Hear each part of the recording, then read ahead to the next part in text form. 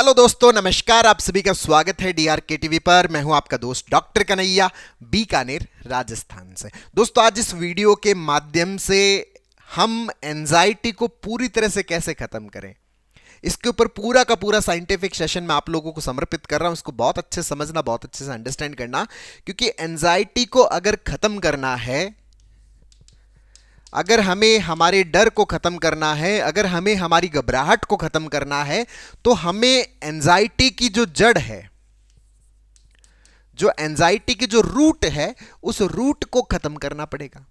अब रूट को खत्म हम कब कर पाएंगे? जब हम रूट को पहचान पाए, क्योंकि आप अगर उसकी जड़ को पहचान ही नहीं पाओगे तो आप उसको खत्म कैसे कर पाओगे? क्योंकि पहचानना जरूरी है। तो इसकी जड़ को कैसे हम पहचाने, कैसे खत्म करें, इसी के ऊपर ये पूरा सेशन है।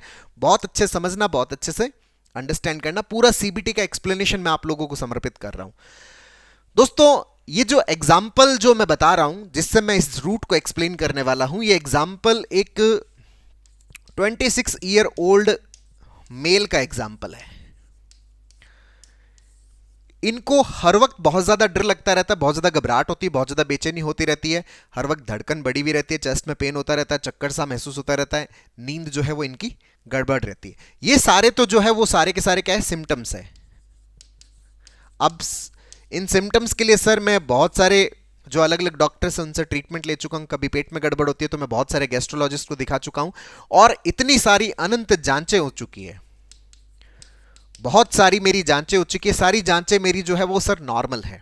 अब जांचों का ऐसे जेठ लग गया है, जांचों की ऐसे मेरे पास में खूब सारा जो ग्रुप बन गया है, बहुत सारी जांचें हो गई है, इतनी सारी जांचें। और अगर इतनी सारी जांचों की अगर जेठ बन गई है, गड्डी बन गई है, तो इसका मतलब आपको फिजिकली किसी भी प्रकार का कोई प्रॉब्लम नहीं है। इसका मतलब आपको एंजाइटी का प्रॉब्लम है।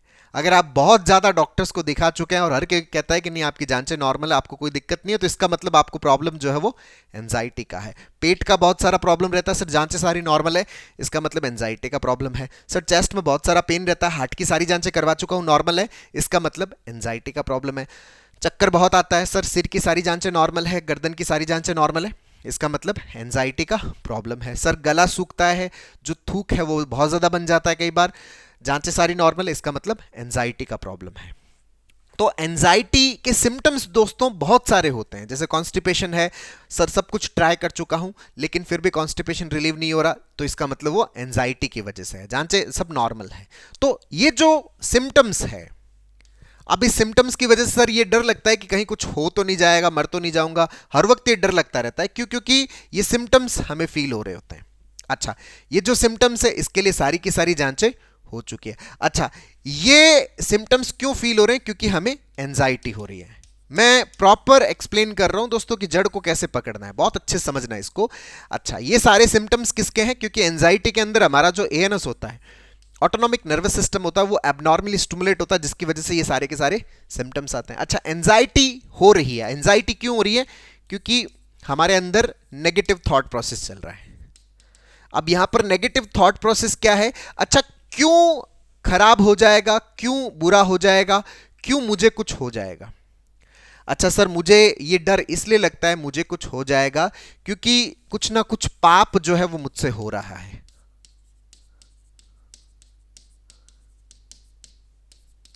मुझसे पाप हो रहा है इसलिए मुझे कुछ हो जाएगा, इसलिए मुझे डर लगता रहता है। अच्छा, पाप मुझसे क्यों हो रहा है? सर भगवान जो है वो मुझसे नाराज हो रहे हैं।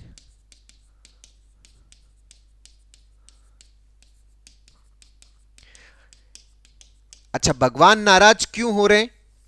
क्योंकि सर भगवान को अपवित्र हाथों से छुआ जा रहा है। भगवान को अपवित्र हाथों से छुआ जा रहा है, इस कारण से भगवान नाराज हो रहे हैं, पाप हो रहा है, इस कारण से मुझे बहुत ज्यादा डर लग रहा है, मुझे बहुत ज्यादा घबराहट हो रही है, उसका कारण से एएनएस गड़बड़ हो रहा है, और उसकी वजह से ये सारे के सारे सिम्टम्स पैदा हो रहे हैं। अच्छा, अपवित्र हाथों से क्यों छुआ जा रहा है? सर मैं अपनी तरफ से पवित्र करने की पूरी कोशिश करता हूं, लेकिन फिर भी मन में यही विचार रहता है कि कुछ ना कुछ अपवित्र रह ही जाता है, जिसकी वजह से भगवान को छुआ जा रहा है। अच्छा, मैं पवित्र करने की कोशिश, सर मैं पूरे दिन हाथ धोता रहता हूं, मैं अपने कपड़े धोता रहता हूं, मैं अपने कपड़े किसी को टच नहीं करने देता, मैं अपना बेड किसी को टच नहीं करने देता, मैं अपनी पैंट, मैं अपनी अंडरवियर, मैं अपनी जो भी अंडरगारमेंट्स है वो किसी को छूने नहीं देता। और मैं उनको धोता हूं तो मैं दिन में उनको कई बार 5-5 10-10 बार धो देता हूं। मैं अपने हाथ धोता हूं 10-10 5-5 बार धो लेता हूं। मैं अपने जो जेनाइटल्स एरिया है, जो अपना पेनिस है, जो लिंग है, उसको बार बार धोता रहता हूं कि कहीं ना कहीं गड़बड़ हो रहा है। अच्छा, वो थॉट क्यों क्यों ये बार बार धोता रहता हूं? क्योंकि सर मुझे यूं लगता है कि इन सब जगहों पर जो वीर्य है वो टच हो गया है। मैं रात को सो रहा था, हो सकता है मुझे नाइटफॉल हो गया है, और नाइटफॉल जो है वो या तो वहां पर जो वीर्य बाहर निकला है वो या तो मेरे हाथ के टच हो गया है, या फिर क्या है कि मेरे कपड़ों के टच हो गया है, मेरे अंडरगारमेंट्स के टच हो गया है।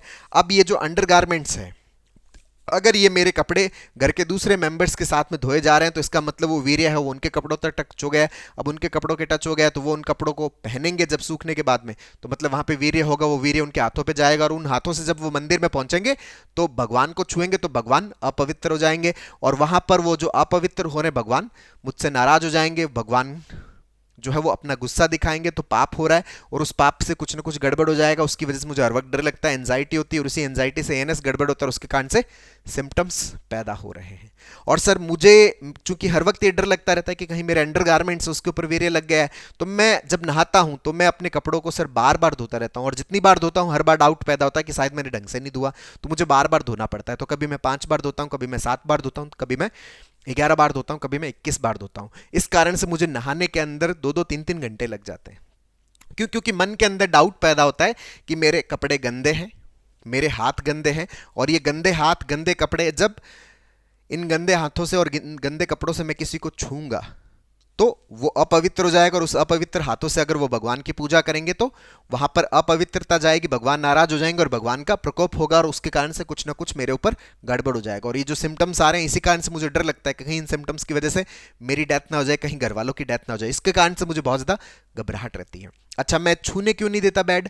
क्योंकि मुझे यूं लगता है कि सर मेरा जो वीर्य है वो बेड पे टच हो गया है, और बेड पे टच हो गया, कोई उस बेड को टच करेगा, कोई उस बेडशीट को टच करेगा, कोई मेरे कपड़ों को टच करेगा, कोई मेरी रजाई को टच करेगा, कोई मेरे कंबल को टच करेगा, इवन कोई मेरे कमरे में भी आएगा, तो हो सकता है उसके टच में वो वीर्य आ गया है, तो वो भी क्या हो जाएंगे? अपवित्र हो जाएंगे। वो अपवित्र हो जाएंगे तो उन अपवित्र हाथों से अगर भगवान से रिलेटेड कोई भी कार्य होगा तो वहां पर भी अपवित्रता हो जाएगी, भगवान नाराज हो जाएंगे और कुछ ना कुछ हो जाएगा। इसी वजह से हर वक्त ये डर लगा रहता है, हर वक्त ये घबराहट होती है, हर वक्त ये एंजाइटी होती है, उसकी वजह से मेरा एएनएस गड़बड़ होता है, उसी की वजह से ये सारे के सारे सिम्टम्स फील होते हैं। तो दोस्तों ये जो एग्जाम्पल है इससे बहुत अच्छे समझना कि हमें इस एंजाइटी से कैसे बाहर निकलना है। प्रॉपर आंसर दे रहा हूं, बहुत अच्छे समझना। हम चाहते हैं कि हमें ये सिम्टम्स ना हो। ये सिम्टम्स कब नहीं होंगे? अगर हमारा एएनएस शांत रहेगा। एएनएस हमारा कब शांत रहेगा? जब हमें एंजाइटी नहीं होगी। एंजाइटी हमें कब नहीं होगी? जब हमारे नेगेटिव थॉट प्रोसेस वो करेक्ट होगा। अच्छा, हमें लग रहा है कि पाप हो रहा है। अब भाई पाप क्यों हो रहा है? क्योंकि मुझे लगता है कि भगवान नाराज हो रहे हैं, पाप हो रहा है। अच्छा, पाप क्यों हो रहा है? क्योंकि मुझे लगता है कि अपवित्र हाथ हो गए मेरे। अच्छा, अपवित्र हाथ कैसे हो गए? वीर्य टच में आ गया। तो वीर्य जो है वो अगर टच में आ गया तो मैं उसको क्या समझ रहा हूं? अपवित्र समझ रहा हूं। यहां पर एक जो थॉट है जो हमने हमारे दिमाग के अंदर बना रखा है, बहुत गहराई तक जिसको हमने डाल रखा है, वो क्या है? हमने अगर ये माना हुआ है, हमारा माना हुआ यहां पर क्या है? हमारा माना ये हुआ ये है कि वीर्य जो है वो अपवित्र है।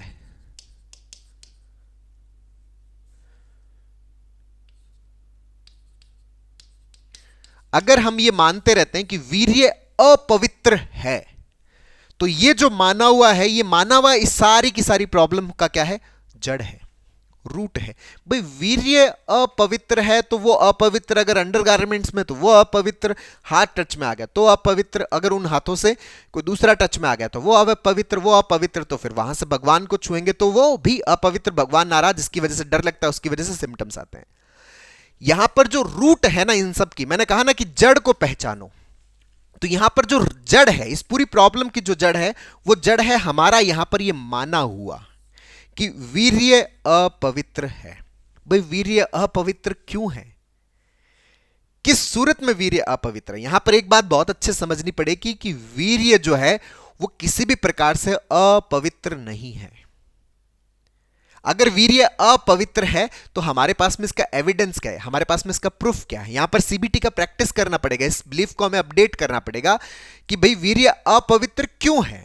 अगर अपवित्र है, हम कहते हैं कि संसार की सारी चीजें भगवान ने बनाई है, तो ये वीर्य भी किसने बनाया है, भगवान ने बनाया है। जब भगवान ने बनाया है तो भगवान अगर अपवित्र चीज बनाते हैं तो भगवान खुद भी क्या हुए, अपवित्र हुए ना। भगवान कोई भी अपवित्र चीज नहीं बनाते। जब संसार की सारी चीजें परमात्मा ने बनाई है, वीर्य को भी परमात्मा ने बनाया है, भगवान ने बनाया है, तो वीर्य अपवित्र कैसे। अगर भगवान पवित्र है तो उनसे बनी हुई हर चीज भी क्या होगी, पवित्र ही तो होगी ना। तो वीर्य भी क्या है, पवित्र है। वीर्य से ज्यादा पवित्र इस संसार में कुछ भी नहीं है, क्योंकि वीर्य जो है वो इस पूरे संसार को चलाने के लिए क्या है, जिम्मेदार है। कोई भी परिवार आगे बढ़ रहा है तो इस वीर्य के कारण आगे बढ़ रहा है। कोई भी जीव है, उसका परिवार आगे बढ़ रहा है तो वीर्य के कारण आगे बढ़ रहा है। कोई भी समाज आगे बढ़ रहा है तो वो वीर्य के कारण आगे बढ़ रहा है।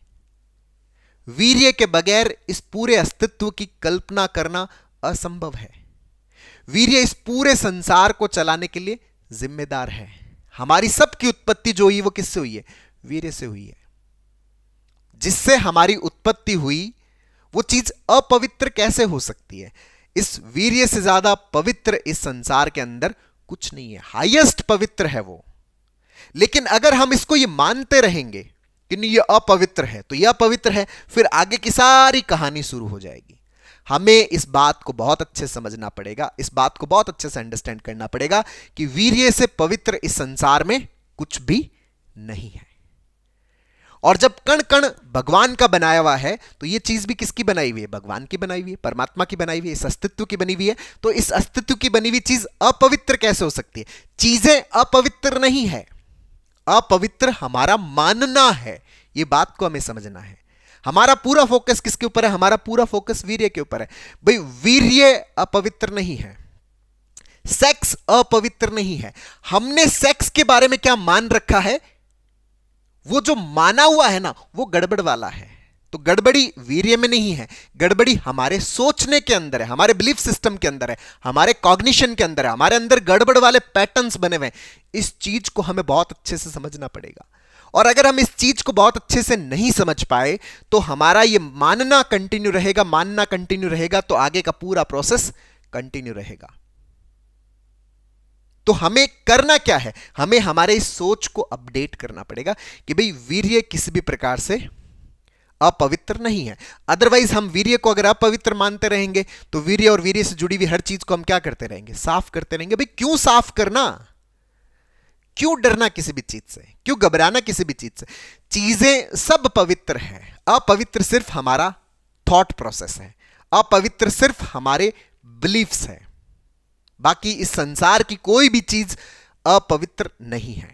जैसे हम बहुत सारी चीजों को शकुन और अपशकुन में मान लेते हैं, कोई भी दिन अपशकुन नहीं है। अपशकुन सिर्फ हमारा सोचना है, हमारा बिलीफ बना हुआ है कि यह शुभ है और यह अशुभ है। कौन सा दिन शुभ है, कौन सा दिन अशुभ है, कौन सा मुहूर्त शुभ है, कौन सा मुहूर्त अशुभ है। सारे दिन शुभ है, सारे मुहूर्त शुभ है, सारे रंग शुभ है, दिन शुभ है, रात शुभ है, 11 बजे शुभ है, 12 बजे शुभ है, सब कुछ शुभ है, अशुभ कुछ भी नहीं है। अशुभ जो है वो हमारे दिमाग की खोज है। अपवित्रता जैसी कोई चीज नहीं है संसार में, सब कुछ पवित्र है। अपवित्रता हमारे दिमाग की खोज है। संसार में सब कुछ पॉजिटिव है, नेगेटिविटी हमारे दिमाग की खोज है। हमारा बिलीफ बना हुआ है ऐसा, इस कारण से हमें वो चीज क्या लगती है, नेगेटिव लगती है। हमारा बिलीफ बना हुआ है ऐसा, इस कारण से वो चीज हमें क्या लगती है, अपवित्र लगती है। हमारा बिलीफ बना हुआ है ऐसा, इस कारण से हमें वो चीज क्या लगती है, अशुभ लगती है। वरना हर दिन शुभ है, सोमवार हो चाहे मंगलवार हो चाहे बुधवार हो चाहे गुरुवार हो चाहे शुक्रवार हो चाहे शनिवार हो चाहे रविवार हो, हर दिन अपने आप में क्या है, शुभ है। किसी भी प्रकार की कोई अशुभता नहीं है, अशुभता सिर्फ हमारे दिमाग की है। अगर हमें इस चीज के ऊपर अंडरस्टैंडिंग डेवलप होती है हमारी, अगर हम अपना फोकस इस वीर्य से अपने थॉट प्रोसेस पर नहीं ला पाए तो फिर यह प्रोसेस चलता रहेगा। हमें समझना पड़ेगा कि हमारी प्रॉब्लम की जो रूट है, हमारी समस्या की जो जड़ है, वो जड़ क्या है, वो जड़ वीर्य नहीं है, इसके बारे में हमारा बना हुआ बिलीफ है। इसके बारे में बना हुआ हमारा सोच है, इस कारण से ये सारी की सारी गड़बड़ी है। तो हटाना वीर्य नहीं है, हटाना इस रॉन्ग कॉग्निशन को है, इस रॉन्ग कॉग्निशन को सही करना है, इस बिलीफ को सही करना है। वीर्य को नहीं हटाना, इस रॉन्ग बिलीफ को हटाना है। तो हम इस चीज से पूरी तरह से क्या हो पाएंगे, बाहर निकल पाएंगे, तभी हम इस एंजाइटी की मुख्य जड़ को खत्म कर पाएंगे, अन्यथा हम बाहर नहीं निकल पाएंगे। तो इस जड़ को पहचानने के लिए हमें अपने इस पूरे थॉट प्रोसेस को सही तरीके से क्या करना पड़ेगा, समझना पड़ेगा, अंडरस्टैंड करना पड़ेगा, तभी अपन इस चीज से पूरी तरह से बाहर निकल पाएंगे। ये प्रॉपर सीबीटी का प्रैक्टिस से हमारे लिए पॉसिबल हो पाता है कि हम इस चीज को क्या कर पाए, बहुत अच्छे से अंडरस्टैंड कर पाए, बहुत अच्छे से समझ पाए। हमारा जो कोर बिलीफ बना हुआ है ना, कि अंतिम से अंतिम बिलीफ किस तरह का बना हुआ है, उसको हम अगर करेक्ट करेंगे तो ये पूरा प्रोसेस क्या हो जाएगा, करेक्ट हो जाएगा। तो दोस्तों उम्मीद करता हूं आपको ये वीडियो पसंद आएगा, नीचे कमेंट बॉक्स में लिखकर जरूर बताइएगा। और अब तक यदि आपने मेरे यूट्यूब चैनल DRKTV को सब्सक्राइब नहीं किया तो प्लीज उसे सब्सक्राइब करें, ताकि मेरे नए वीडियो का नोटिफिकेशन आप तक सबसे पहले पहुंचे। दोस्तों हम लोगों ने जो एंजाइटी है, पैनिक है, ओवर थिंकिंग है, जो नेगेटिव थिंकिंग है, जो ओसीडी है, जो डिप्रेशन है, जो पैनिक है, इसको हम पूरी तरह से कैसे खत्म कर सकते हैं, इसके ऊपर एक स्टेप बाय स्टेप लर्निंग का एक पूरा सीबीटी का वर्कशॉप लॉन्च किया है, जिसका लिंक नीचे डिस्क्रिप्शन में, जिसको आप अपने भीतर इंस्टॉल करके अपनी साइकोलॉजिकल प्रॉब्लम्स को पूरी तरह से खत्म करने में बहुत अच्छे से मदद ले सकते हैं। बहुत बहुत धन्यवाद दोस्तों। जय हिंद, जय भारत।